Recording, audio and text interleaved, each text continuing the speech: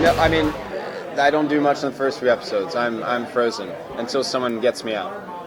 Did you still have to show up on set and just like stand there? Like Yes. I, however, made a request that they have a stand-in for me, so I didn't always have to be there. I was working on 2 other projects as well, so I was finishing those while we were starting the season, so I was able to do that. You mentioned the panel that his body kind of thaws out with a mind lesson. Yeah. What kind of changes to his thought process did you see after? We've played a lot with Edward having identity issues, and so this is just another identity crisis for him. His mind isn't functioning at the level that it was. Whether that can be cured or fixed, he doesn't know, but his computation is not as it was. So what does that make him now? The thing that he had was his intelligence and his ability to trick people and outsmart people.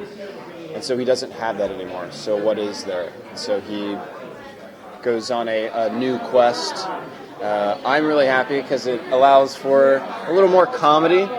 Some of the old comedy that we had with Ed, I think we get to find again.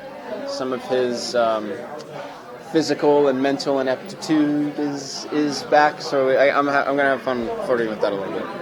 Stevens mentioned that Nygma and Lee Tompkins were going to be kind of in a relationship. Is this a romantic relationship? Oh, I don't know. That was super convincing. So it's another riddle. Maybe. I really don't know. He said that they were building a different kind of family. That family is a family. Yeah. I'm very excited. I essentially,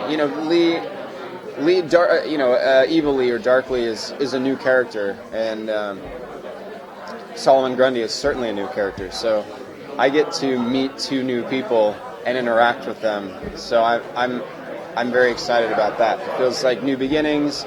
Every time a character gets to, I guess I should speak for myself. Every time Edward meets a new character and interacts with them and grows a kinship with them, he changes significantly.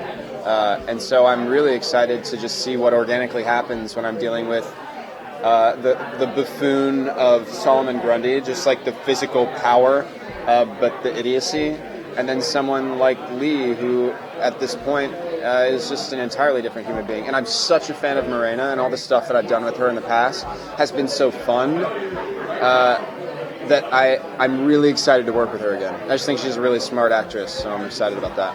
So it wasn't frustrating to, as soon as you became full Riddler mode, to kind of No, it's always fun to have something to work against, And I think something that this show does that I enjoy so much is they make really bold choices that you just say as an actor, I love it. I don't know exactly where we're going to go, and that's cool. It's kind of like what I was saying in the panel if you were there. It's been such a joy to be a different human from season 1 to season 3. And it's happened because we made a pact. Hey, you give me events and I will respond to them. And you give me major events and I will make major adjustments to a character. Allow them to be severely affected by their environments and by the other characters, and then we end up discovering something new together. They're very great at adapting to what they see from the work. Kristen Kringle was initially meant to be a 2-episode character, but my interaction with her was so magnetic and so interesting that they're like, oh, this is the key. This is one of our keys. So it's very exciting to know that I haven't even met Solomon Grundy yet or Lee Tompkins, and so I don't know how I'm going to respond to them. And that will, when they start seeing those dailies come back, the actual filming of it, they'll make adjustments, and we'll find that chemistry and that humor and whatnot as we roll along. Did you know last season that you were going to be put on ice? Were you worried? I was aware of it. They usually tell me these big things.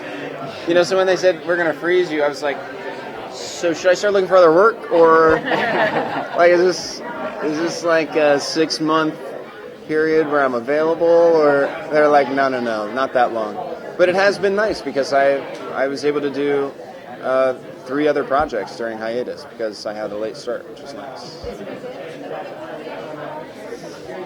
I think there's residual revenge with Penguin that will, I think, incite us finding each other physically. But the idea is not for season 4 to be at all. My story is not going to be mainly influenced or inspired by a revenge plot.